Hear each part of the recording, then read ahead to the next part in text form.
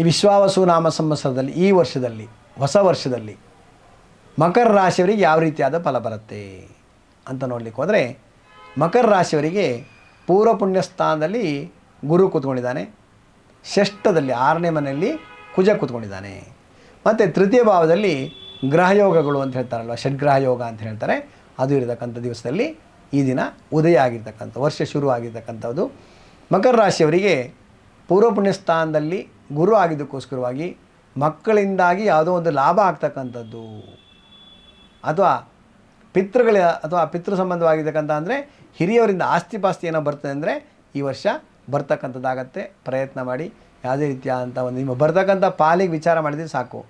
ನನಗೂ ಪಾಲು ಬೇಕು ಅಂತ ಒಂದು ಯಾವುದೋ ರಿಟ್ ಹಾಕೋದಲ್ಲ, ನನಗೆ ಬರ್ತಕ್ಕಂಥದ್ದು ಏನಿದೆ ಅದು ಬರಬೇಕು ಅಂತ ಅಂದರೆ ಏನು ನಿಮ್ಮ ಪಾಲು ಏನಿದೆಯೋ ಅದು ಬರ್ತಕ್ಕಂಥದ್ದು ನಿಮಗೆ ಹಿರಿಯವರು ನಿಮ್ಗೆ ಕೊಡ್ತಕ್ಕಂಥ ಒಂದು ವಿಶೇಷವಾಗಿರ್ತಕ್ಕಂಥ ದಿವಸಗಳು ವರ್ಷಗಳು ನಡೀತಕ್ಕಂಥದ್ದು ಆಗತ್ತೆ.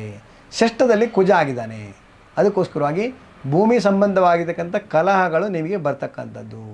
ನಿಮಗೆ ಸಂಬಂಧ ಇದೆಯೋ ಗೊತ್ತಿಲ್ಲ ನನಗೆ, ಆದರೆ ಭೂಮಿ ಸಂಬಂಧವಾಗಿದ್ದ ತೊಂದರೆಗಳನ್ನು ಅನುಭವಿಸ್ತೀರಾ.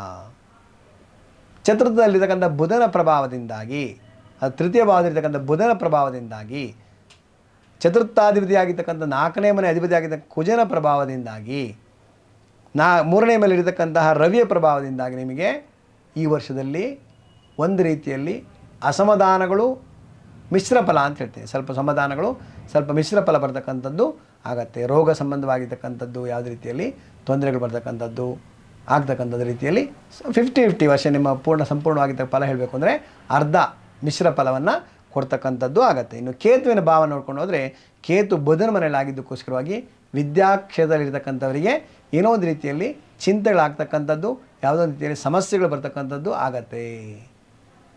ಮತ್ತು ಪೂರ್ವ ಪುಣ್ಯ ಸ್ಥಾನದಲ್ಲಿ ಗುರು ಕೂತ್ಕೊಂಡಿದ್ದಕ್ಕೋಸ್ಕರವಾಗಿ ಗುರು ಬಲ ಇದೆಯಲ್ವಾ, ಅದನ್ನು ಎಲ್ಲದೂ ಕೂಡ ಸ್ವಲ್ಪ ನಿವಾರಣೆ ಮಾಡೋದಕ್ಕೆ ಸುಲಭ ಉಪಾಯಗಳು ಕೂಡ ನಿಮಗೆ ಸಿಗ್ತಕ್ಕಂಥದ್ದು ಆಗುತ್ತೆ. ನಿಮಗೆ ಯಾರೋ ನಿಮ್ಮ ವೆಲ್ವಿಷರ್ ಯಾರಿದ್ದಾರೆ ಅವರು ನಿಮಗೆ ಸುಲಭ ಉಪಾಯವನ್ನು ಕೊಡ್ತಾರೆ.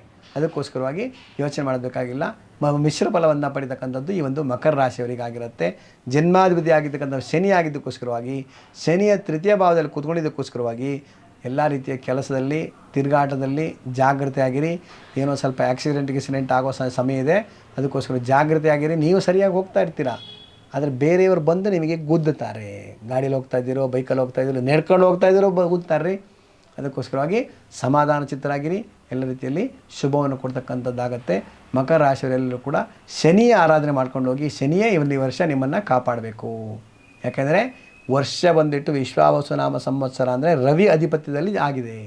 ಅದಕ್ಕೋಸ್ಕರವಾಗಿ ಶನಿ ಭಗವಂತನೇ ನಿಮ್ಮನ್ನು ಕಾಪಾಡಬೇಕು. ಅದಕ್ಕೋಸ್ಕರ ವಿಶ್ವಾವಸು ನಾಮ ಸಂವತ್ಸರದಲ್ಲಿ ಮಕರ ರಾಶಿಯವರೆಲ್ಲರೂ ಕೂಡ ಜಾಗೃತರಾಗಿರಿ. ಶನಿ ಆರಾಧನೆ ಮಾಡ್ಕೊಂಡು ಹೋಗಿ, ಸಾಧ್ಯವಾದಷ್ಟು ಎಳ್ಳನ್ನು ದಾನವಾಗಿ ಕೊಡ್ತಕ್ಕಂಥದ್ದು, ಕಪ್ಪು ಬಟ್ಟೆಯನ್ನು ದಾನವಾಗಿ ಕೊಡ್ತಕ್ಕಂಥದ್ದು ಮಾಡಿ ಎಲ್ಲ ರೀತಿಯಲ್ಲಿ ಶುಭವನ್ನು ಕೊಡ್ತಕ್ಕಂಥದ್ದಾಗತ್ತೆ.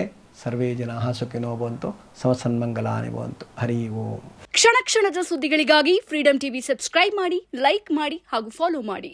ಹೊಸ ಸುದ್ದಿಗಳ ನೋಟಿಫಿಕೇಶನ್ಗಾಗಿ ಬೆಲ್ ಐಕಾನ್ ಮೇಲೆ ಕ್ಲಿಕ್ ಮಾಡಿ.